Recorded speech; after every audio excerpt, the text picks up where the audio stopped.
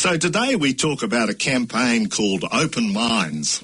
This is a Like Minds, Like Mind project, equipping managers with the confidence and skills to talk about mental health in the workplace.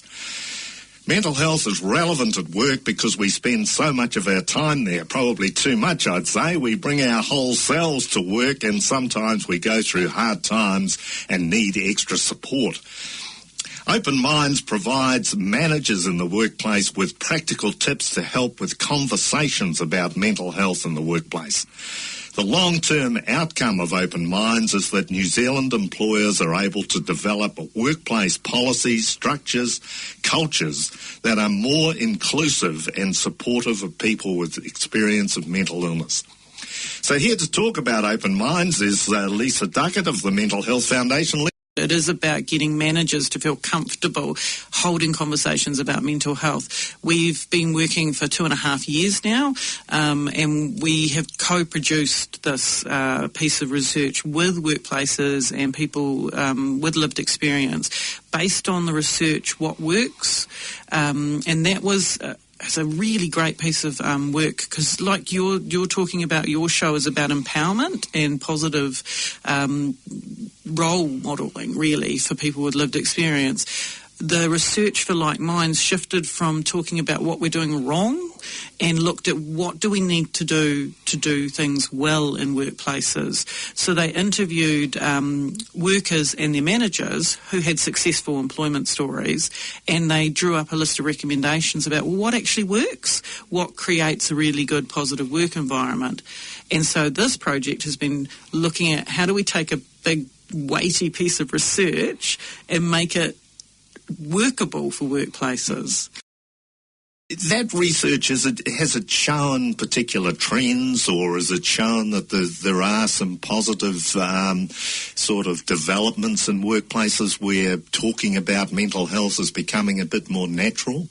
Well, yes, because that focused on these successful relationships that were where people with serious mental health concerns had successful relationships and were actually doing really well in the workplace, and the manager was supporting them. So it really does look at the fact that managers do want to support people with experience of mental illness because they are good workers and they want to keep them there. It wasn't a survey of like all workplaces across New Zealand, so it was a qualitative case study survey. So I think it did. I think it showed that we are shifting to realising that human capital is actually really valuable, and when you work with people, you work with the whole person, and that is their emotions and their mental health as well as their physical health. Mm. I mean, one of the challenges in this, and I guess it's a challenge that crops up in mental health all the time, and it's a bit of a hardy annual, do we or do we not disclose our mental health? Because I guess there's a view that if you're applying for work and you disclose your mental health before you're even in the door, there's a pretty good chance that that's going to keep you out of the door. Yeah. So, you know, why do you think this is still such an intense decision about this disclosure? I think the reality is stigma and discrimination still exist. And it's a really personal thing. The research does actually talk about that, and it's really interesting. We just look at our language, disclosure, which implies that it's a secret and it's a negative thing in the first place. And the reality is there's huge amounts of skills that you gain from managing mental health and an insight into planning, into recognising your own limits as well as what strengths you have, which experiencing a mental distress or mental illness means you actually have to be much more active in staying well. And that brings a whole lot of skills. But you're right. Who I choose, for example, to tell about my experience of mental distress is a personal thing because I don't know how those other people are going to react. I don't know what their experience has been. And we live with a range of different lived experiences, just to say it like that. So there are some people who have only been brought up with those media stereotypes of what mental illness is. There are other people who have been brought up with an understanding of it's a weakness, it's something wrong, it's not actually a real thing. So we don't know when we meet people where their understanding of mental health and mental illnesses come from. Yeah, and that's a critical issue. I had a situation when I was working as a public relations consultant, and I think my boss, the CEO, recognised that I was struggling a little bit, and I was at a vulnerable point where I thought I needed to disclose that I wasn't operating on 100%, and I said, well, yes, I was struggling with or experiencing anxiety and depression, and his response was, I have no knowledge of depression at all. And I guess when I was diagnosed with it 30 years ago, I didn't know anything about the word either, and it came as a bit of a shock when the GP said to me, depression. So I guess that's something that's part of this challenge, isn't it? Understanding what knowledge the line manager or the employer might have about mental health. Yeah, it is. It's really interesting because I had a similar experience with self-knowledge. Is I think we need to almost recognise how far we've come in the last, and I'll say 20 years, because Like Minds actually turns 20 this year, that before Like Minds existed, there wasn't a public dialogue about mental illness. So people like myself who experienced depression, at that point I didn't have language to say what was happening to me. I knew something was wrong.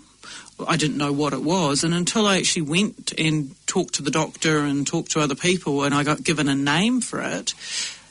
But then there's other understandings that come with that, and so 20 years on, people understand that these things exist, but if you haven't personally experienced it or had a really good conversation with people who've gone through it, that understanding doesn't come.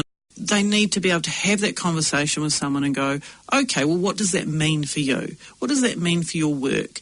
And we've got a whole range of video resources of people talking about this, because I really believe, one, we need to hear New Zealand stories. That was another big drive behind this resource. But what we found out is people wanted to hear real stories, not made-up information. I know somebody else, for example, who's just changed their hours so they can always make their appointments, because unfortunately our mental health services often aren't able to fit us in. You're talking about mental health appointments. Yeah. Right. They aren't able to necessarily do after work hours, so they've arranged it that their appointments are always on the same day at the same time, so they leave work early. I think it is very important as to how we present as a person with lived experience, how we present to our employer what the challenge might be. Yeah, and I think one of the key things from the research is going, it's got to be the individual's choice, and you want to plan if you are going to talk to your employer about what's going on, or anybody. I mean, we make those choices. We do. Unfortunately, we do still use that word disclose because of the stigma and discrimination that's still out there, and we do make those choices day to day. We're talking to Lisa Ducat about Open Minds, and it's a wonderful name actually. It ties in very well with Like Minds, Like Mine, and we really do need open minds in the workplace. Yeah. And I guess we've just played a track called Friends. I mean, it would be nice if we could, our friendships at work would nourish this issue of disclosure, that we would feel more confident about just saying, well, look, I do have a few challenges with my mental health, and there may be times when I'm going to need a bit of a flexible approach to my work time. Yeah, that's you've put it perfectly. I mean, thank you very much, because we did think a lot about the title, and Open Minds is a call to action. It is asking workplaces to keep their minds open to the strengths and to the abilities that people bring. And friendship, you're right, is one of the things, is the other focus we're looking at, is not about the mental distress so much is how do workplaces support mental well-being? And one of the most important things is you have to feel valued and trusted and have relationships where you have good and honest feedback. Those are universal for well-being at work, not just for people with lived experience. The great thing about looking after people's mental health is if you can do that well with someone who has experienced some mental distress, you're going to do that well for the rest of your workplace. They're going to see you supporting people when they're struggling, and we all have moments of struggling throughout our lives. And when people see their workplaces support their staff, they value their workplaces. They put, when managers do really good relationship-focused management, workers actually see their workplaces as a caring organisation. They respond better to the work. They do more work. They're more likely to stay. So there's actually a bottom line benefit to workplaces as well. I think it's called motivation, isn't it? Yeah. Motivating the people. Does Open Minds as a project and campaign, does it stress that?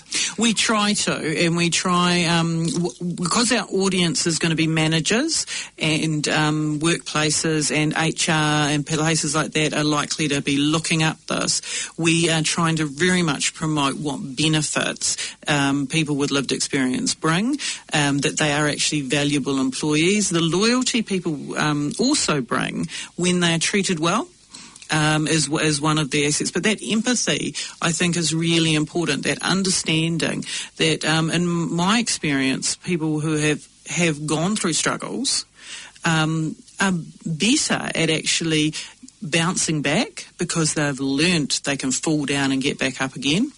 They are better at supporting other colleagues around problem solving, but also when things are tough. I've always said the silver lining of my experience of mental illness and mental distress has been the skills I've had to learn. So I guess it's about resilience, isn't it? You've developed your resilience. I was thinking it because I'm a facilitator with the Wellness Recovery Action Plan workshops, and having a recovery plan and being able to tell your employer that you have this recovery plan, and perhaps even pulling it out of your back pocket because it's a little red book that's developed by Dr. Copeland. Yeah. That would be a very persuasive thing, I think, for an employer, wouldn't it? I would hope so, because it's saying, look, I've got this managed. I'm very clear about where your role is. I can explain to you what to look out for, and this is what I'd like you to do if you do see those things. We are talking to Lisa Ducat about this exciting new program which is launched tomorrow called Open Minds. And I guess one of the things, Lisa, is that, and you've very much explained it, is that if we can assess the workplace and know that it is safe, it's a workplace where there's focus on well-being and emphasis on looking out for their employees, then it's going to be so much easier to address a conversation when things get tough for us. Yeah, I would agree. And when we were talking to the employers and the groups and tangata whaiora, or people with lived experience, and how we get this message across, and what were the key issues they saw we should be addressing. One of the things was interesting is in some of the large workplaces, you could have areas where it was really supportive, and then there were some teams where the manager wasn't so great. So the benefit of in a big workplace is you could probably get support outside your team if you had a manager that wasn't au fait or comfortable talking about it. But unfortunately, there still are workplaces out there where it is very driven on outcomes and doing long hours, and actually those workplaces where they're not looking after people's mental health, they expect you to do extra hours, they expect you to just put work first before anything else, they're less likely to be great places to see any problems as anything other than, get out. Commercial intensity. Yeah, but then I guess they may not be good places for people with lived experience to work anyway, and I guess that was I've eventually got to the point of realising that a stressful career in public relations consultancy wasn't necessarily well suited to my vulnerabilities. Yeah, and that's really interesting, because I would go, those sorts of workplaces aren't good for anybody's mental health. And eventually, and on the videos, people talk about this as like, if you're in a place like that, nobody's going to be mentally well, so what kind of fit is it for anybody? But I agree, a good job fit is part of it, and it's part of our discovery, workers and workplaces, to go, well, actually, you've got these talents, these are the skills and strengths you bring, these are the jobs we need being done, and actually any good workplace would be matching those skills and those abilities. And, you often work with people who don't fit every single criteria in the job description.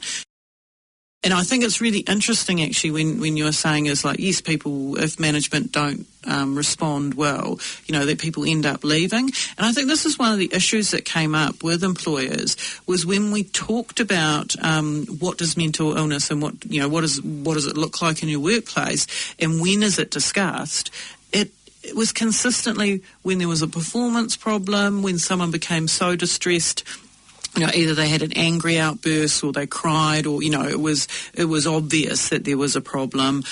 Somebody left, somebody became unwell and had to take long periods of time off work. So for managers, the discussion, when you think about it, if the image they have of people who experience mental illness is only the negative, then that's how they react to it. They see it as a problem.